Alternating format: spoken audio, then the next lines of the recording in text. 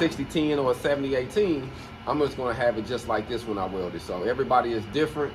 I don't have nothing to brace my arm on this one, but I'm gonna use my hip, because sometimes you might be in the field, you might not have anything, so you got to find something to brace. So I'm just gonna brace, put my hip on the table, and that's how I'm gonna do this. And I'm gonna start from the front, and I'm gonna bring it back.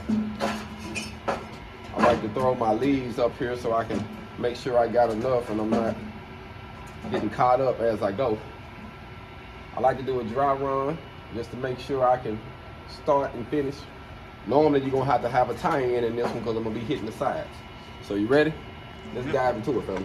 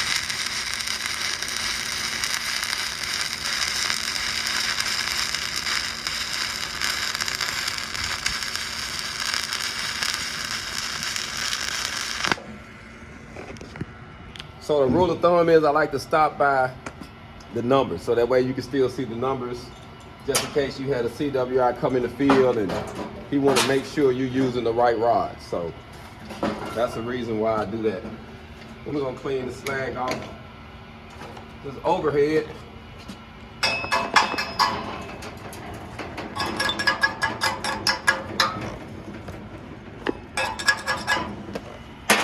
Never knock the full slag off until after I'm done.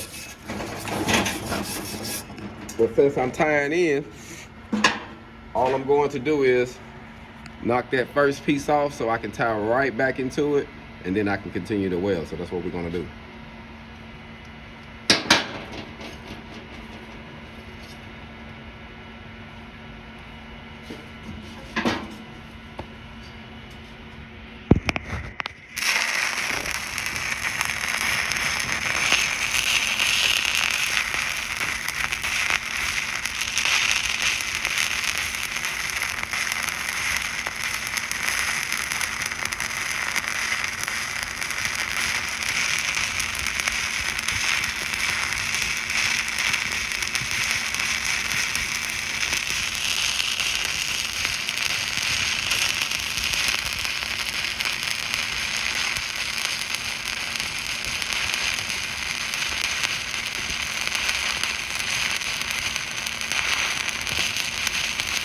You want to always try to get at least an 1/8 inch up on the walls. I say that'll be safe to let you know you're burning in good. I think that's just a safe practice.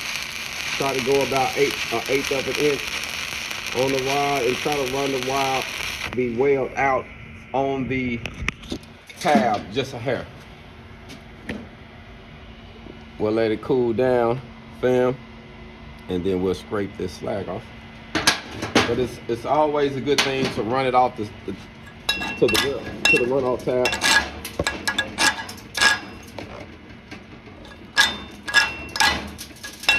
As you see, if you do it good, as I'm just scraping it off, I ain't really beating it, I'm just kind of scraping it off, and we're gonna, before I even clean it, I'm gonna let you see it, see? Turned off real well, it's in there. We're gonna grind it.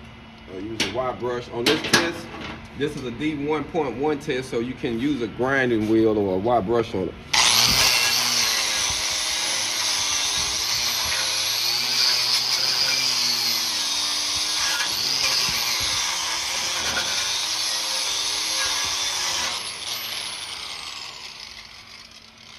I would always say it's a rule of thumb to make sure you got a good clean surface. So that's a good root pass, family. It's in there. I'm gonna hit it with a brush. I see a little trash on the corner.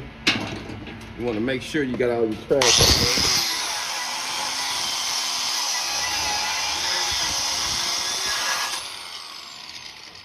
Now you have some people that like to burn real hot. On this position, I'm actually burning 95 amps. So I'm burning a little hot on in this position. Looks good. I like to always check it to make sure you don't see anything that might need to be clean. Looks like I'm doing good, so I'm gonna jump into the next one. So I'm gonna run my hot pass right over top of that previous. Run my hot pass right over top of the root pass. That way I can build it up. So, ready?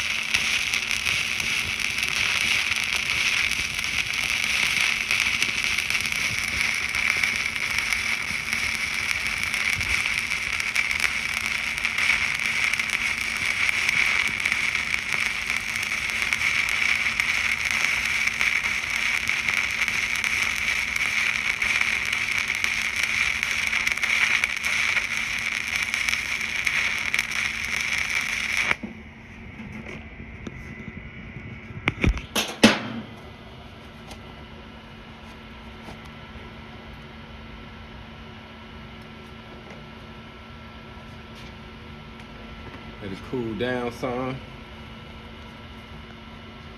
And honestly, family, if you get yourself positioned correctly, this is a very, very easy process. I'm just gonna knock that first off.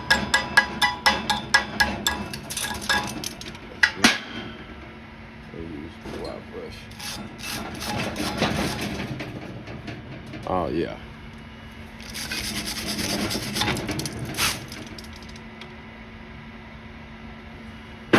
I'm gonna hit the front.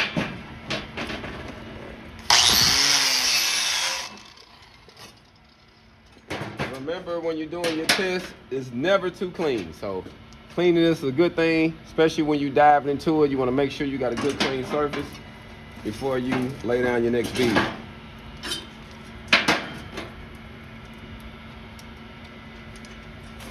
When I tie in, I like to tie in right at the toe of the weld. I don't like to drag back maybe an inch and then drag into it, because then you pushing a lot of slag into it. I like to start right on the toe of the weld and then drag it up to the loop and then keep going. That way I'm not having no risk of putting some unneeded slag in there.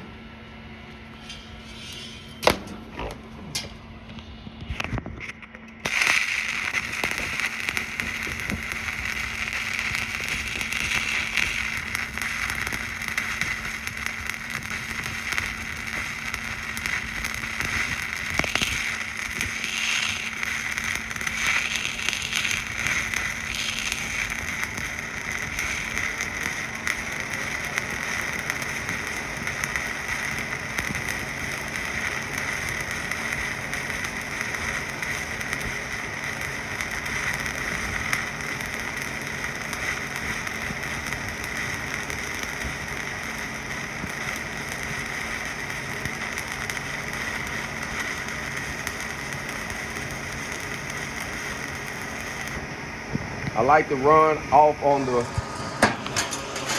weld tab just a little hair. I think that is a good habit to do that. And just keep in mind also that you are,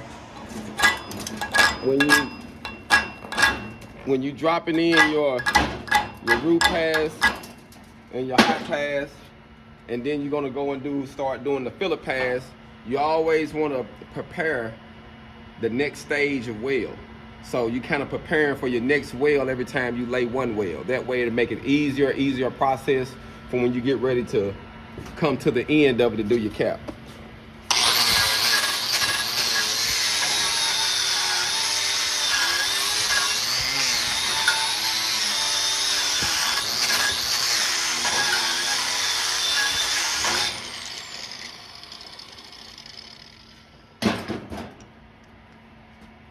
Woo, pretty good, fam. Laying in there pretty good.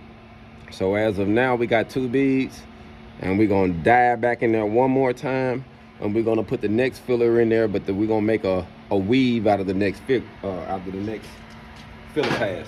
So I would say, rule of thumb, they say, if you put this up here, just to show you, I got 3 rods. They say normally on a rule of thumb, you don't want to go over 3, as you see, to 5 sides of the rod. So that's going to be pretty good by me using that 1 rod weaving over that piece. So they kind of show you or give you a rule of thumb of idea. They say you want to go over 3, no more than 5 rods. But 3 is kind of like good. If you keep it within this, then you're going to have a strong weld, yeah. The longer you weave, the more chances to be a little weaker in the middle. So let's dive in. We're gonna do a weave on top of this, which is gonna be our filler weave. And we're doing it like this for the sake of time. I would say that for those who can get more comfortable to run stringers, after the first 2 can make it easy and keep you from getting any slag inclusions. But if you're confident, I would say go on and build it up and save your stringer beads for your cap.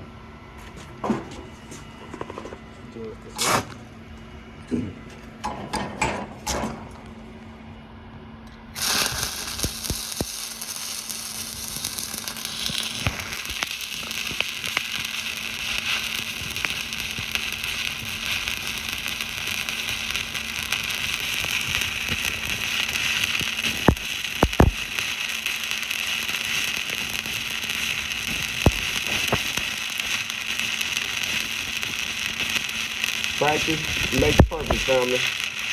Don't get discouraged. The more you practice on this, the better you're going to be able to get.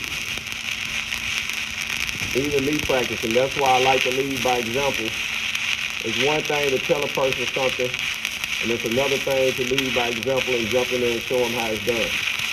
I think when you do that, you build a stronger team, and you have a better influence when it comes to teaching the class. Because they know you can do it versus you just telling them what they need to do and make it perfect, and you can't. I can't tell you how many instructors I have seen who are quick to tell you where you're going wrong at, what's wrong, this and this, and need to be looking like this, and they can't even perform it.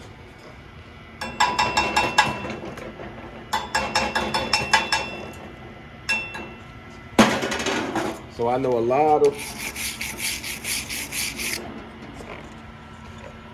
people that does that. So I'm gonna hit this, make sure it's good and clean. Family, I thought I smelled some fire. I had to look down for a second. I thought it was me. Yeah, it is me. That's you. That's you on fire. Trying to see where, bro. Right here, by your hand, bro. Oh shit.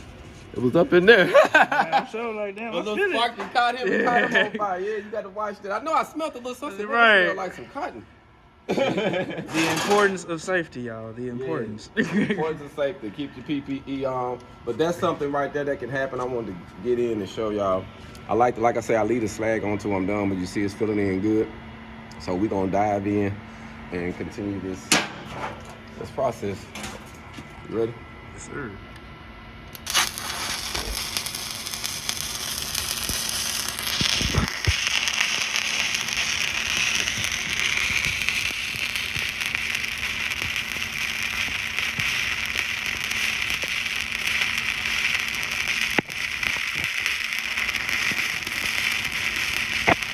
Don't worry about the middle. Just make sure you tie in on the side. The middle is going to take care of itself. If you hesitate in the middle too long, you can cause issues for yourself. So just focus on the side, making sure you tie in good, and you'll be okay.